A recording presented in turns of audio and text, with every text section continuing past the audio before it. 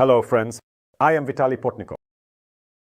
Staff members of the new American President Donald Trump are convincing European allies that he has no intention of limiting support for Ukraine and plans to continue providing Kyiv with weapons after his inauguration as the head of the American state. As you know, during his election campaign, Donald Trump promised to end the Russian-Ukrainian war in a matter of hours. And as a possible tool that, in his opinion, would force Ukraine to agree to peace negotiations with the Russian Federation, he mentioned the refusal to assist Kyiv. Indeed, Trump also mentioned that if the Russian Federation does not agree to a peaceful resolution of the conflict, he would increase military aid to Ukraine, which, in the new American president's view, should serve as significant proof of American intentions to Russian President Vladimir Putin. As we can see, Putin himself won't end the Russian-Ukrainian war fairly. The new US president must end the Russian-Ukrainian war and be a peacemaker succeeding where others failed, on terms that would at least remotely resemble a fair peace.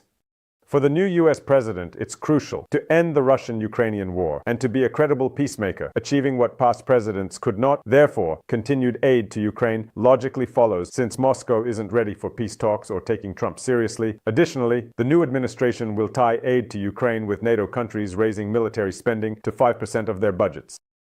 Thus, aid to Ukraine will be a logical conclusion. Since Moscow is not preparing for peace talks, the new US administration will tie the continuation of aid to Ukraine with NATO countries raising military spending to 5% of budgets. Alongside this, the new American administration will link the continuation of aid to Ukraine with an increase in military spending by NATO member countries to 5% of their national budgets. The topic of increasing defense spending by NATO member countries is, as you know, a fairly traditional political topic for Donald Trump. He defended the need to increase such spending during his first presidency, and in my opinion, this can be considered quite logical. The US is responsible for post-WPU global stability and protecting Europe from dictators. Europeans must recognize their security responsibility, not just rely on the US increasing military budgets in Europe may lower living standards, but also Europeans must take responsibility for their own security. Just depend on the US. Increasing military budgets may lower living standards in the EU or UK. This is a necessary response to shared security interests and costs with the US. And a more serious interest from European countries in increasing military budgets could, of course, lead to a certain decrease in the standard of living for citizens of EU member states or the UK. At the same time, this is a quite adequate response to the very question of mutual interest in Europe's security and the shared costs of that security between the US and European countries. As we can see, the administration in the White House is now starting to link this increase in European defense spending with aid to Ukraine. Is a quite adequate response to the very question of mutual interest in Europe's security and the shared costs of that security between the US and European countries. And as we can see, the administration in the White House is now starting to link this increase in European spending on their own defense with aid to Ukraine. Because if you pay more money into military budgets and into the shared interest of the effectiveness of the North Atlantic Alliance, we, in turn, will allocate funds to help Ukraine. And if you don't want to have additional expenses for your own military security, then please, you should pay more for Ukraine as a country that is on the European continent and is resisting Russian aggression. And if you don't want to have additional expenses for your own military security, then please, you should pay more for Ukraine as a country that is on the European continent to resist Russian aggression. It is still unknown how much the European NATO member countries will agree with Donald Trump's reasoning, although it is clear that he will not insist on increasing the military budgets of the Allied states at the upcoming North Atlantic Alliance Summit.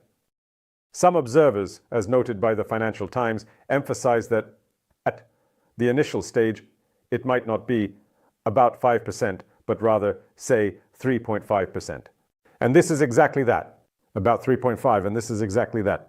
The figure that may be considered at the upcoming NATO member countries summit, the first such summit with new American president. However, in this case, Donald Trump will expect economic preferences from European countries, which is also in line with his logic. If you don't want to pay more for defense and share the responsibility with us, you have to create good conditions for the American economy and for trade, growth with the US. By the way, this could also involve the purchase of American energy resources. And this should also benefit Ukraine. Because US, under Trump's leadership, should contribute to the final rejection of at least European countries from Russian energy resources. And here, by the way, certain problems may arise specifically for those leaders who are aligned with Donald Trump. About the Prime Minister of Hungary, Viktor Orban, who, as we know, continues to buy Russian oil and gas, or the Prime Minister of Slovakia, Robert Fico, who continues to orient his country towards purchasing Russian gas, despite the fact that starting January 1st, 2025, Bratislava will lose the ability to buy this gas from the Russian monopoly, Gazprom.